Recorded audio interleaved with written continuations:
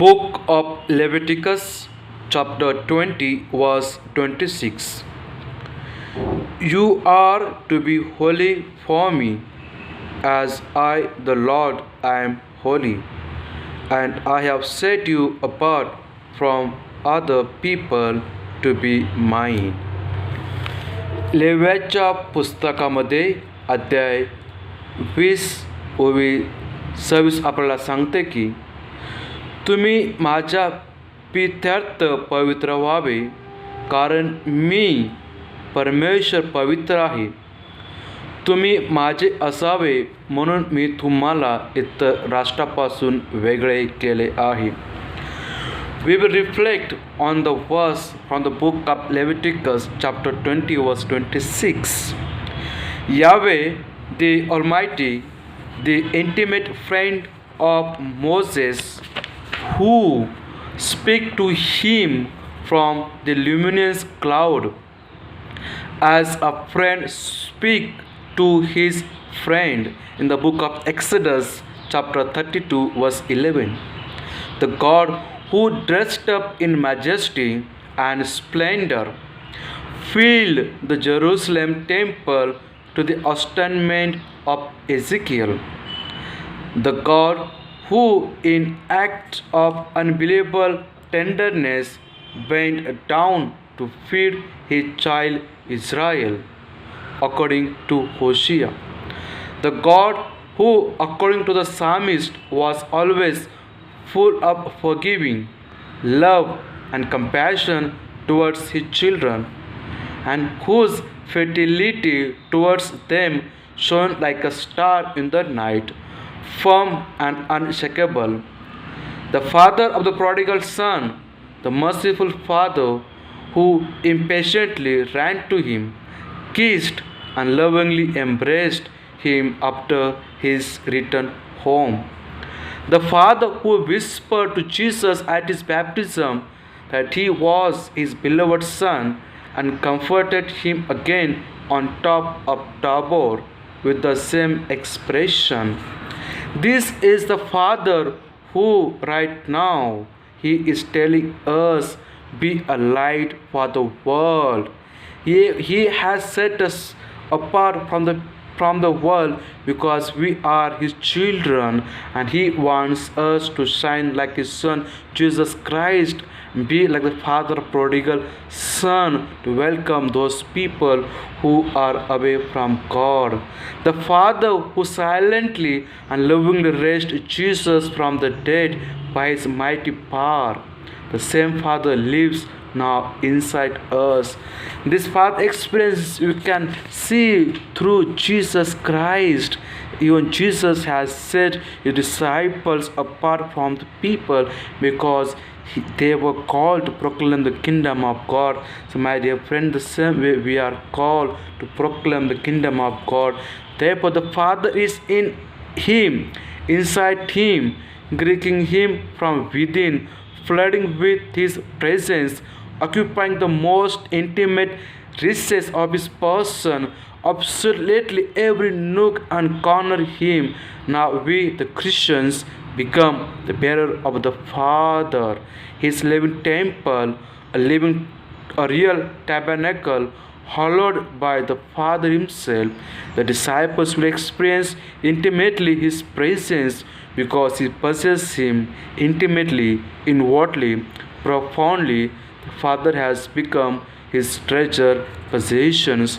My dear म्हणून कृष्ण माझ्या प्रिय बंधू भगिनी, परमेश्वर म्हणतो की तुम्ही पवित्र असावे, आणि म्हणून मी तुम्हाला राष्ट्रापासून दूर ठेवत आहे. कारण आपण सर्वजण ख्रिस्ताचे पिता परमेश्वराचे लेकर आहोत, आणि आपण जगाच्या प्रमाणे आपण वागू शकत नाही. कारण पिता परमेश्वर आपल्याला प्रेमाने जीवन जगण्यासाठी शिकवत आहे. कारण पिता परमेश्वर आपला दयेमय जीवन जगणं शिकवत आहे. जसं की आपण बघतो की उद्रा पुत्राच्या दाखल्यामध्ये की उद्राच्या पुत्राच्या बापाने त्याच्या पुत्राचा स्वीकार केला, जसा होता तसा स्वीकार केला, तसंच आपल्याला करायचं आहे. म्हणून परमेश्वर पिता सांगत आहे की तुम्ही पवित्र असावे. पवित्र म्हणजे कसे असावे? पवित्र म्हणजे प्रेमाने, क्षमेने, शांतीने, दयेने, ममतेने, मायेने आपण पवित्र असायला पाहिजे. आणि ते पवित्र जीवन आपण कुठे जगू शकतो? ते पवित्र जीवन आपण जेव्हा आपण पवित्र मिसा बलिदानामध्ये सक्रिय सहभाग घेऊ, त्यावेळेस आपण पवित्रमय जीवन जगू शकतो.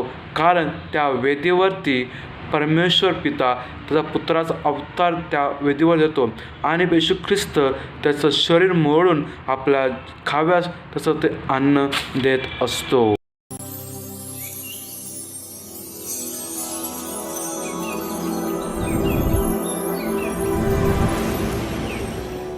At the beginning of the Second Vatican Council, Pope John XXIII led the Church in praying for a fresh outpouring of the Holy Spirit. Renew your wonders in this our day, as by a new Pentecost.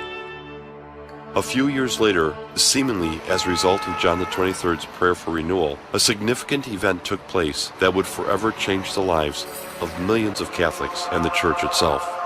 On a weekend retreat, these Catholic students prayed that, in some way, they too might discover a renewed sense of Pentecost in their lives.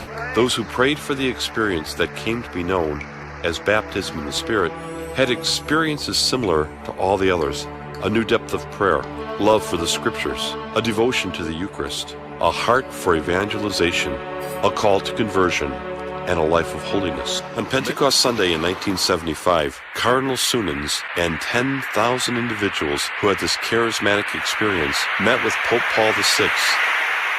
We are pleased to see signs of this renewal.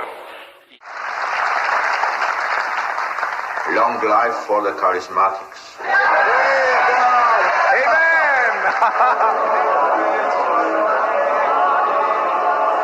It is my firm hope that the Holy Spirit will find more and more fruitful welcome in the hearts of believers, so that the culture of Pentecost, so necessary in our time, can spread. We are gathered here, believers from 120 countries in the world, to celebrate the sovereign work of the Holy Spirit in the Church that took the initiative 50 years ago and gave rise to an institution. No? An organization? No. To a current of grace. In February 1972, Catholic Charismatic Renewal began at Mumbai, with those who have experienced the baptism in the Spirit spontaneously during private prayer. Today, Catholic Charismatic Renewal is present in every diocese and state of India. Today, statistically, it is the largest and fastest growing movement in the Catholic Church and is found in all continents and cultures. Priests, religious sisters, and laypersons make it the estimated 120 million who have been influenced by the renewal movement.